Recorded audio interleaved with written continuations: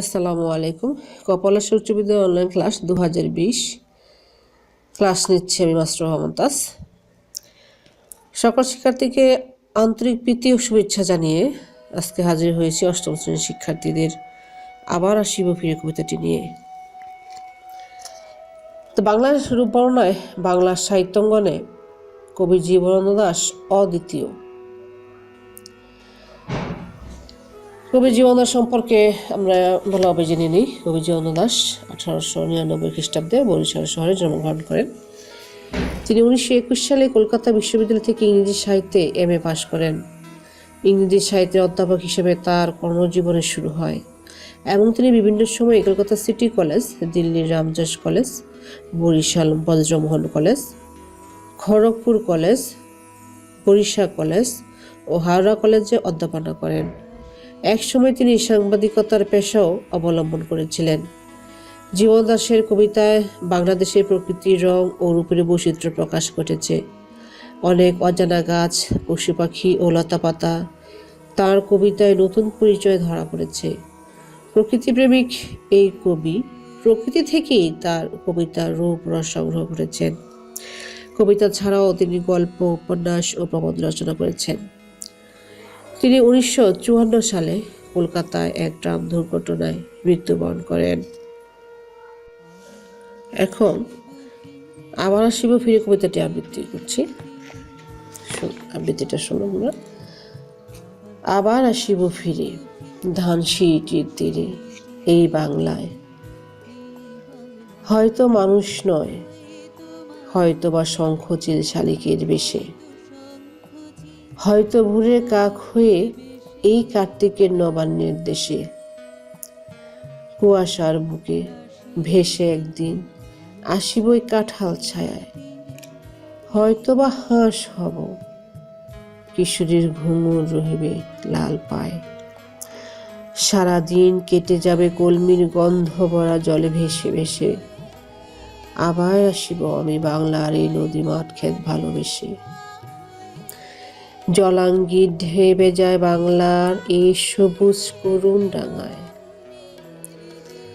হয়তো দেখিবে চেয়ে সুদর্শন উইতেছে সন্ধ্যার বাতাসে, হয়তো শুনিবে এক লক্ষ্মী পেঁচা ডাকিতেছে শিমুলের ডালে, হয়তো খইয়ের দান ছড়াতেছে শিশু এক উঠানের ঘাসে, রূপসার ঘোলা জলে হয়তো কিশোর এক সাদা ছেঁড়া পালে ডিঙা বায়, রাঙা মেঘ সাতটায় অন্ধকারে আসিতেছে নীরে, দেখিবে ডবল বক আমারই পাবে তুমি ইহাদের ভিড়ে। এই হলো তোমাদের কবিতা। তো কবি জীবনানন্দ দাশ প্রকৃতির বিভিন্ন দিককে তার কবিতায় প্রতিটি লাইনে তুলে ধরেছেন। এদেশের নদী, পাখি, মাঠ, ঘাট সবকিছুর মধ্যেই তিনি নিজেকে খুঁজে পেয়েছেন। কবির চোখে বাংলার প্রকৃতি অনবদ্য অপূর্ব, তাই তিনি বারবার এদেশে ফিরে আসতে চান। তো কবি জীবনানন্দ দাশের আবার আসিব ফিরে কবিতাটি রূপসী বাংলা কাব্য থেকে নেওয়া হয়েছে। কবি এই কবিতায় দেখিয়েছেন যে তিনি নিজের দেশকে খুবই ভালোবাসেন। প্রিয় জন্মভূমির অত্যন্ত তুচ্ছ জিনিসগুলো তার দৃষ্টিতে সুন্দর হয়ে ধরা পড়েছে।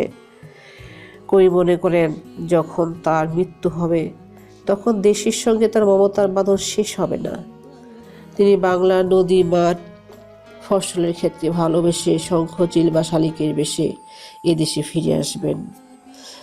আবার কখনো ভোরের কাক হয়ে কুয়াশায় মিশে যাবেন। এমনও হতে পারে তিনি হাঁস হয়ে সারাদিন কলমির গন্ধে ভরা বিলের পানিতে ভেসে বেড়াবেন। এমনকি দিনের শেষে যে সাদা বকের দল মেঘের কোল ঘেঁষে নীরে ফিরে আসে তাদের মাঝেও কবিকে খুঁজে পাওয়া যাবে। এভাবে তিনি বাংলাদেশের রূপময় প্রকৃতির সঙ্গে মিশে যাবেন। এই হলো কবিতার মূল বিষয়বস্তু বা বাদ পরিচিতি।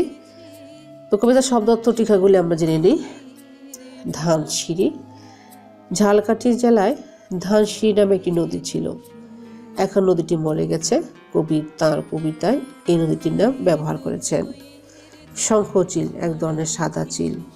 নবান্ন নতুন ধান কাটার পর আমাদের দেশে উৎসব হয়। এই উৎসবে দুধ, গুড়, নারিকেলের সঙ্গে মিশিয়ে নতুন আতপ চালের ভাত খাওয়া হয়। কার্তিকের নবান্নের দেশে।